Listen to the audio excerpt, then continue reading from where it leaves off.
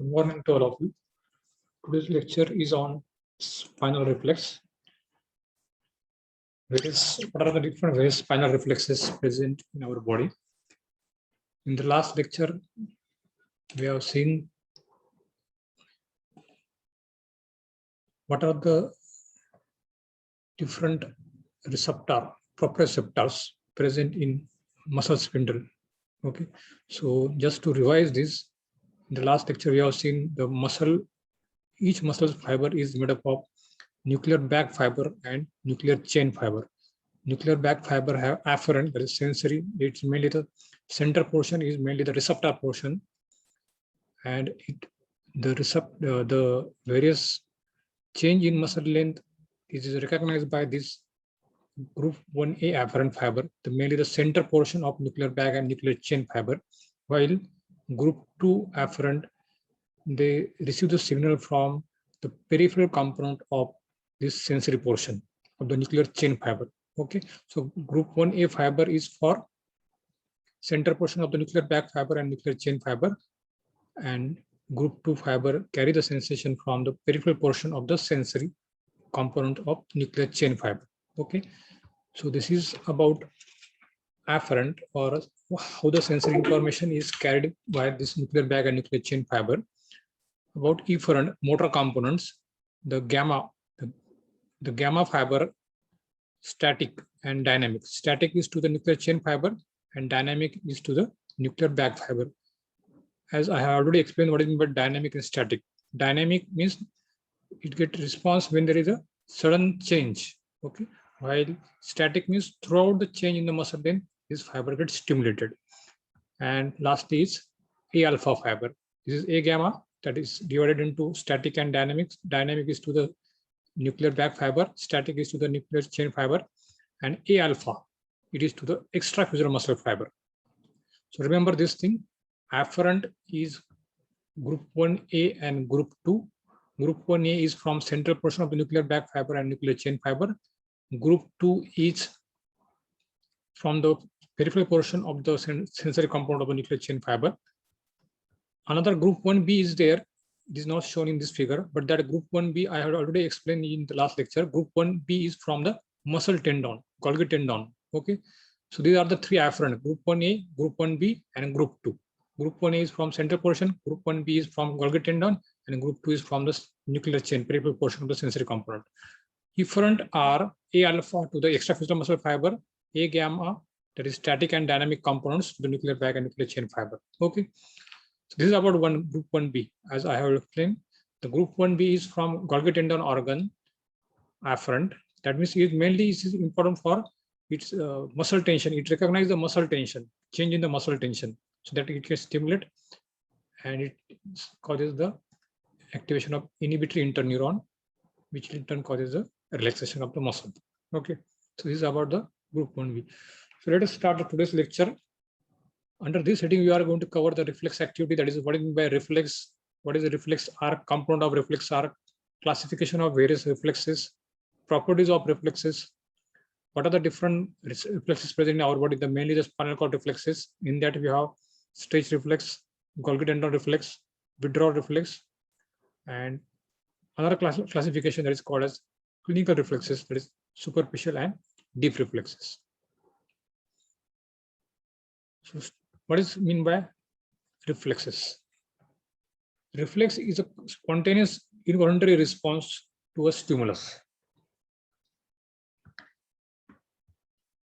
Sensory impulse are automatically converted into motor effect through the involvement of central nervous system. Okay, so what are the impulse are arising from the receptor? They get integrated in the spinal cord or central nervous system, and it will give rise to various motor response, that is called as reflex.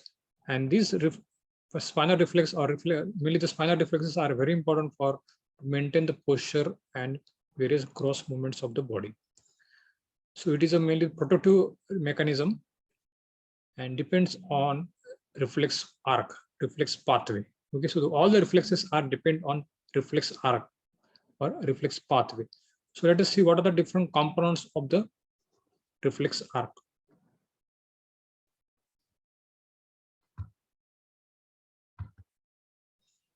So reflex arc is the basic unit of integrated reflex activity, and the components are sense organ or receptor, afferent neuron, which carry the response from the receptor, connector neuron between the afferent and efferent neuron, which connect to the effector organ, that is muscles or gland.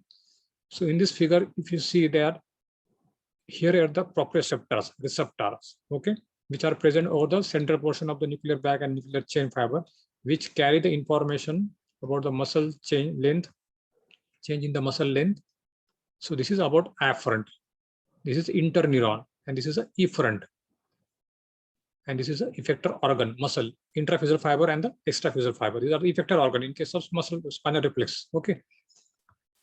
Another afferent is, another receptor is Golgi tendon organ, which carry the via the group 1B fiber to the interneuron. And then again, efferent is again effector organ via the A alpha and A gamma fibers. So Bell-Magentila state that the dorsal root, you know the structure of the spinal cord, posteriorly or dorsal part we call dorsal root. So it is always sensory, while ventral root, which is present anteriorly, it is a motor. This is a Bell-Magentila. Now, how will classify the reflexes, different spinal reflexes? So depending on number of synapses involved, you know what is meant by synapse, connection between the two neurons. So how many synapses are there in that reflex? We divided into the monosynaptic, disynaptic, and polysynaptic. Monosynaptic means there is only single, there is no directly afferent and efferent connection is there. There is no, only one single synapse is there. It's called as stretch reflex. Example is stretch reflex, monosynaptic, bicep, tricep jerk, knee jerk. These are the monosynaptic reflex. Disynaptic means one interneuron is there between the afferent and efferent. That is called as disynaptic. An example is reverse stretch reflex. Polysynaptic means more than one interneuron is there, and examples are withdrawal reflex and cross flexor reflex. I will demonstrate this in the motor practicals. What is the stretch reflex? What is the withdrawal reflex? Second classification depending on location of reflex arc center. Whether the center is present in the brain, outside the brain, depending on that, we have cortical reflex. Centers are present in the cortex. If the centers are present in the cerebellum, that is called cerebellar reflex. Centers are present in the midbrain, that is called midbrain reflex. In medullary, that is called as bulbar or medullary reflex. And if the centers are present in the spinal cord, that is called as spinal reflex. In turn, in the spinal cord, if the centers is present in the same segment of the spinal cord, that is called as segmental. If the centers are present in one in the above the that particular other than that same segment, that is called intersegmental. And suprasegmental means the centers are present above the spinal cord, that is in the brain, that is called as suprasegmental.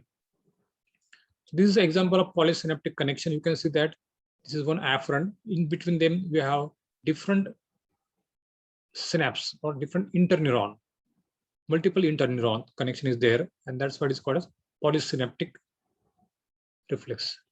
Third classification is depending on physiological. What is the response? If the response is flexion, that is called as flexion response, and it is mainly the because of response to pain or response to nociceptive stimuli. Okay, example is withdrawal reflex. Extensor reflex is mainly present in the anti-gravity muscles like flexors of the upper limb and the extensors of the lower limb, and is helpful for maintaining the muscle tone and posture. Fourth classification is depending on clinical.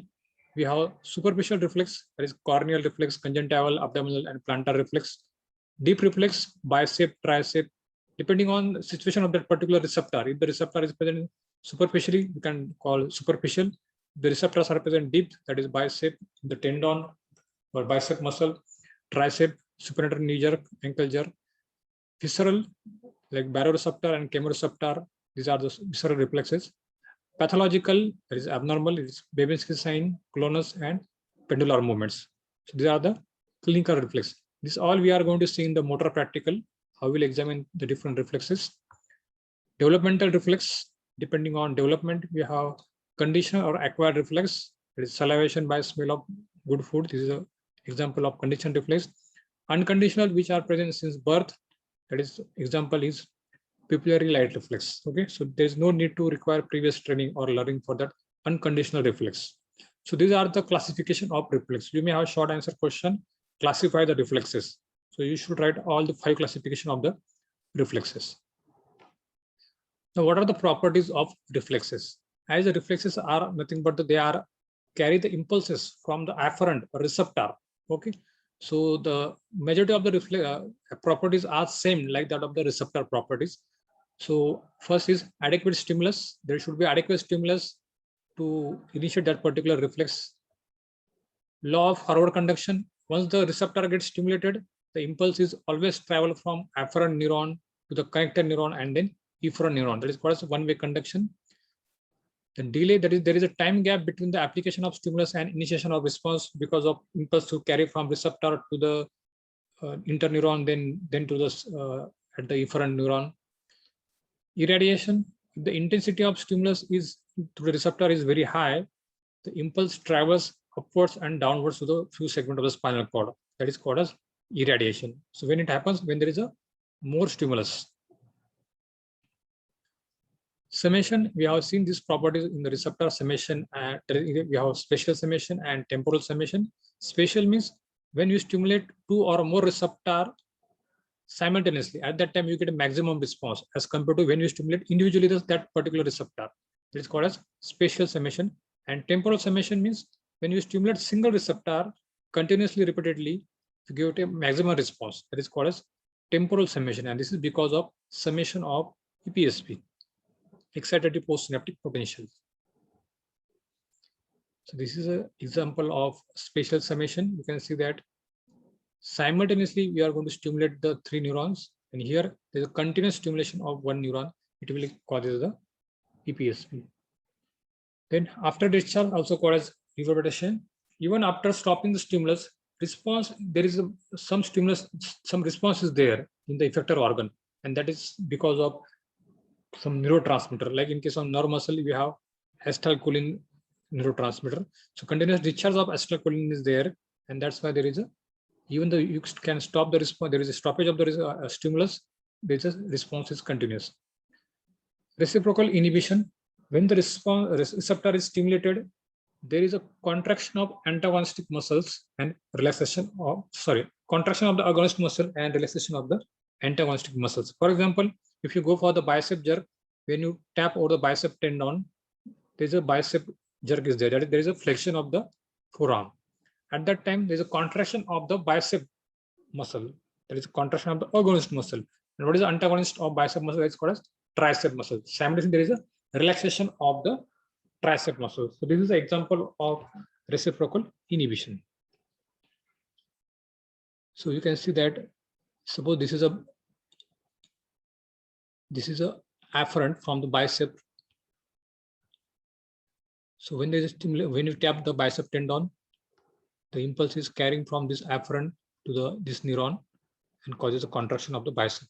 Simultaneously, this afferent will causes the inhibition of, because of activation of the inhibitory interneuron present in the spinal cord in the gray matter, they causes the inhibition of this antagonistic tricep muscles. So this is example of reciprocal inhibition. Next property is fatigue, habituation. The name itself, fatigue.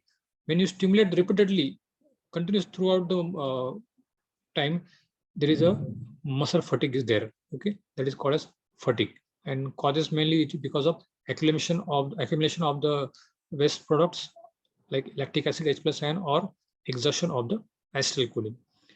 Sensitization, when stimulus applied repeatedly, there occurs in when you apply stimulus at particular time repeatedly, at that time there is a magnification or intensification of the response. That means the response is maximum.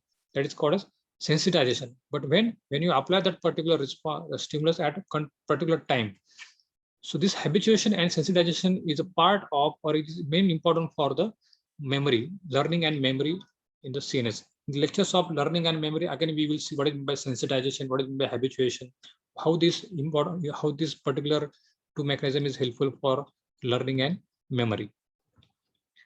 Occlusion, stimulation of two neighboring nerves. Now in this example, you can see that there are two nerves, A and B. So when we stimulate simultaneously A and B, because of sharing of fibers, because of overlapping of the nerve fiber, we will get a less response as compared to when you stimulate individually at point 1A and then followed by B. When you stimulate A fibers individually, we get a 10 fibers response. When we get stimulate B fiber individually, we get a 10 response. But when you simultaneously stimulate A and B, because of sharing of fibers, now in this example, 1, 2, 3, 4, 5, 5 fibers are shared. So that's why you get a 15. That is 15 fibers get stimulated. So because of overlapping of the nerve fiber, the response is less. That is called as occlusion. Facilitation, when reflex is elicited repeatedly at proper interval, the response becomes progressively higher. That is called as facilitation.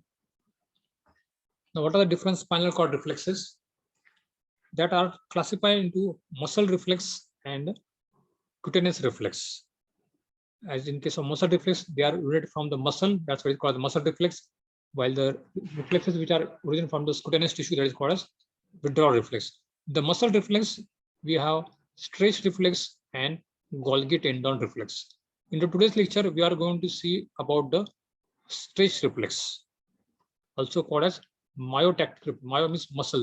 They are the impulses arising from the muscles. The myo means muscle. It is called myotactic reflex. So you may have a long answer question on this myotactic reflex. So in this, we are to explain about the what is meant by stretch reflex, then why it is called myotactic reflex, what are the components of that myotactic reflex, diagram of that reflex, what is dynamic and static stretch reflex, role of gamma motor neuron, higher control of that stretch reflex, functions of stretch reflex, and applied part. What happens if there is a damage to one of the components of the stretch reflex in that applied? Okay, so start with the stretch reflex. When the skeletal muscle with intact nerve supply is stretched, it contracts.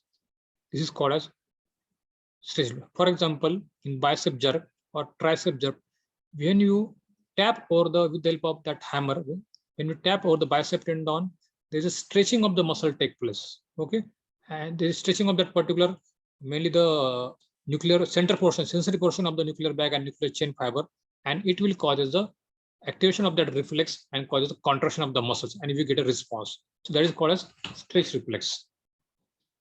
So only one synapse is there, that means direct afferent and efferent connection. There's no interneuron in between them. That is one example of the monosynaptic reflex.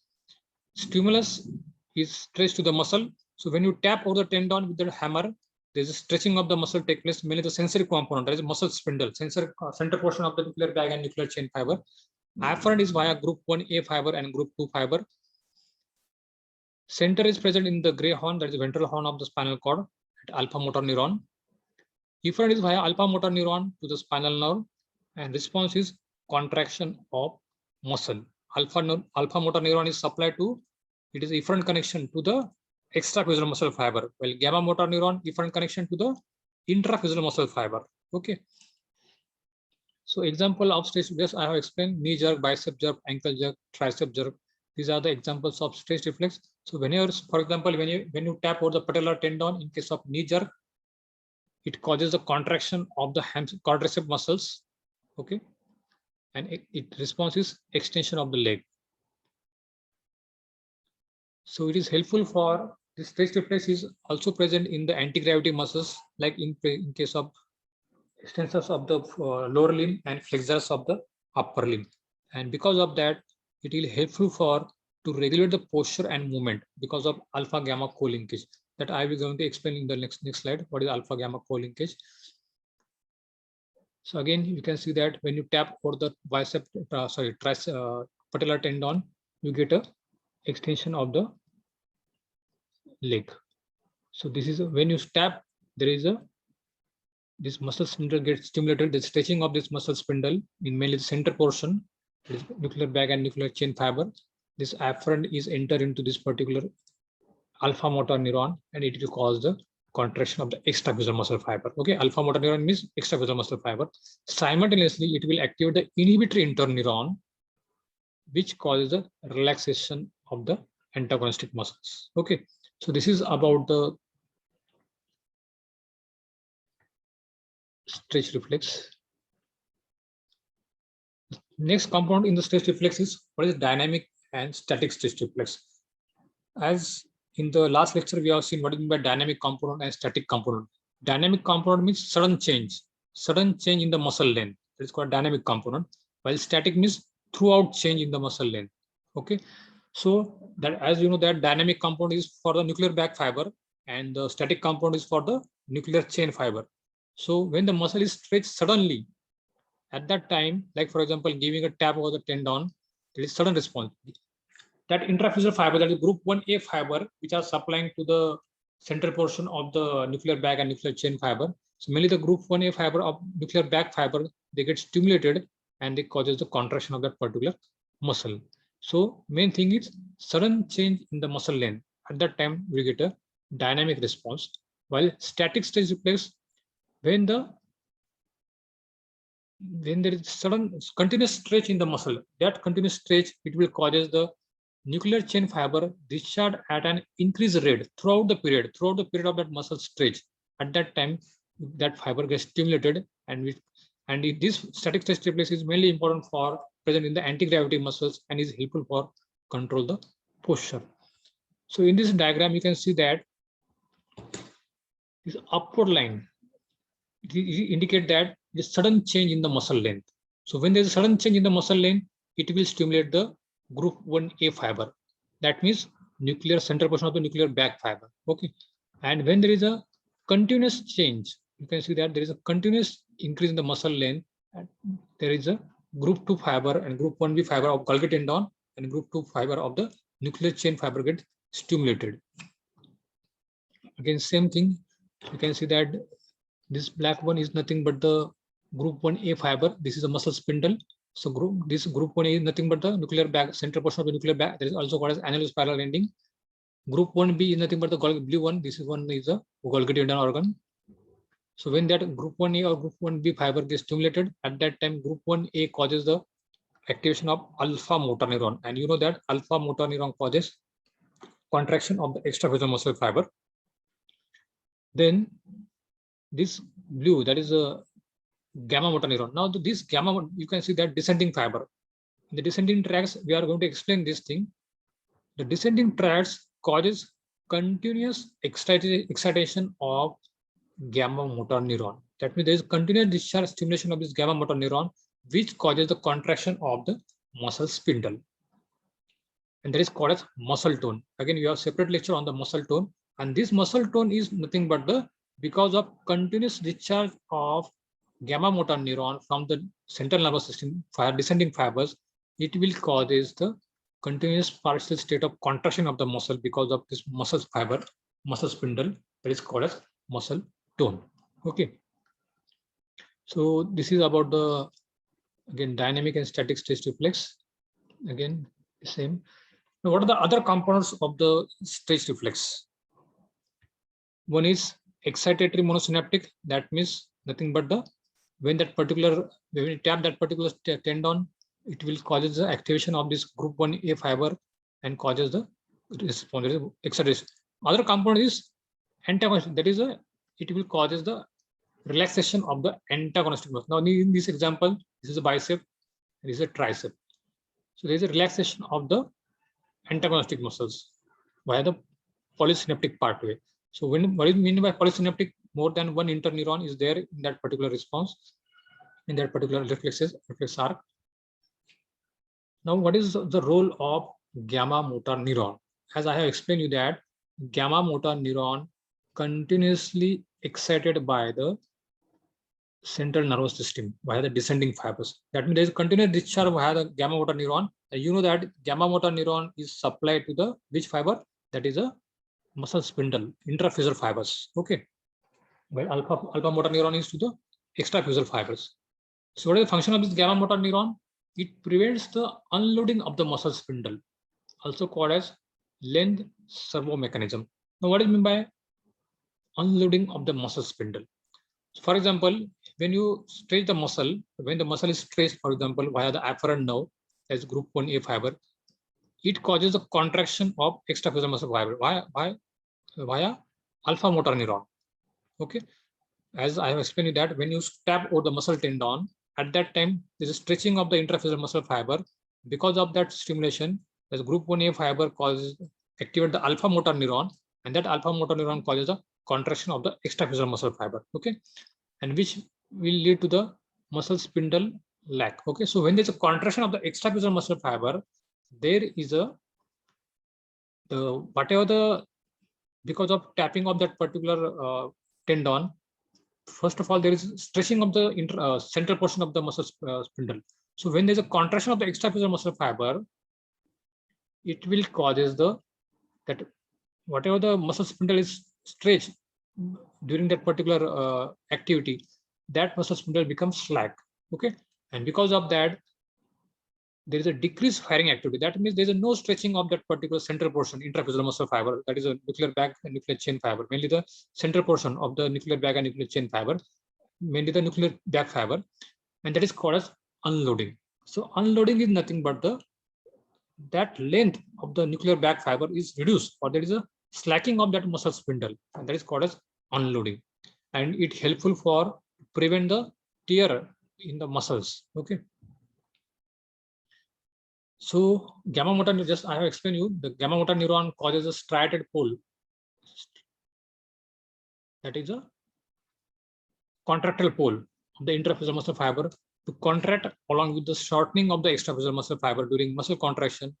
As a result, central portion remains stretched. This is normal during the resting condition, but when we tap over the tendon, at that time alpha motor neuron get activated and causes slagging of the intraphyseal muscle fiber. So you can see that in the relaxed, this is in relaxed state, there is a continuous stretching of the muscle spindle, while in the contracted state, you can see that there is a slagging of the muscle spindle central portion, that is servo mechanism. Second role of the gamma motor neuron is co-activation of alpha and gamma motor neuron. Now, this is very important for unloading of the muscle spindle again. For example, when you are going to lift that particular weight voluntarily, at that time there's a contraction of the, that is a shortening of the, shortening means there's a contraction of the extraphyseal muscle fiber, which relieves the tension on the muscle spindle. Again, because of same slacking of that particular muscle spindle, again it's called as unloading of the muscle spindle. And unloading of the muscle spindle, which will lead to the again decrease the discharge, and there is a no stimulation of the alpha motor neuron. Okay. Role of gamma loop. As you know that the central nervous system continuously stimulate the gamma motor neuron. That it have direct connection with the central nervous system. It continuously stimulate the gamma motor neuron, and it is helpful for to link the alpha and gamma motor neuron. So in this example diagram, you can see that step by step, these one are the extraphyseal muscle fiber, this one are the intraphyseal muscle fiber, this is annular spiral ending afferent. Okay, so see one by one.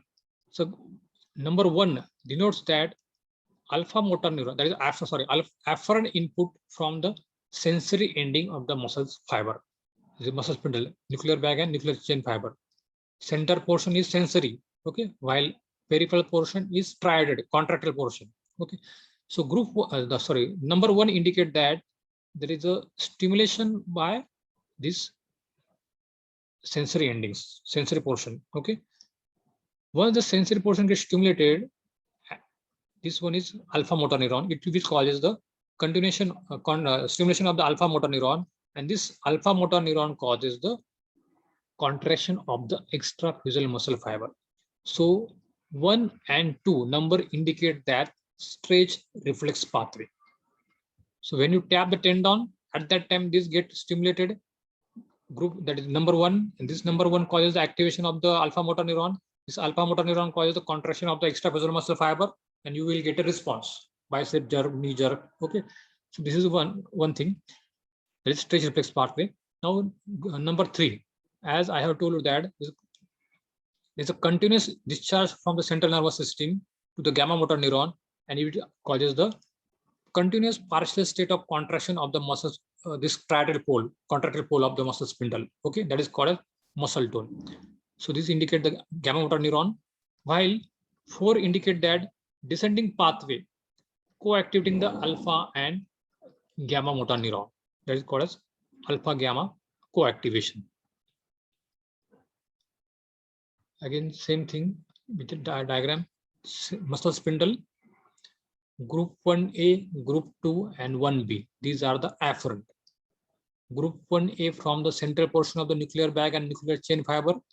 Group 2 is from the peripheral portion of the nuclear chain fiber, that is a peripheral to the sensory components. Group 1B is from the Golgi tendon organ. Group 1 and Group 2 causes the activation of the alpha motor neuron, which will in turn causes the contraction of the extraphyseal muscle fiber, that is a stretch reflex. Group 1B causes the activation of the inhibitory interneuron, which in turn causes the inhibition of the antagonistic muscles. Okay, so this is about the stretch reflex, myotactic reflex. Okay, so in the next lecture, we are going to cover the remaining half of the, that is Golgi tendon reflex, diasynaptic reflex, and polysynaptic reflex, that is withdrawal reflex, and what is the applied part of that. What happens if there is a damage to that particular reflex. Okay, thank you.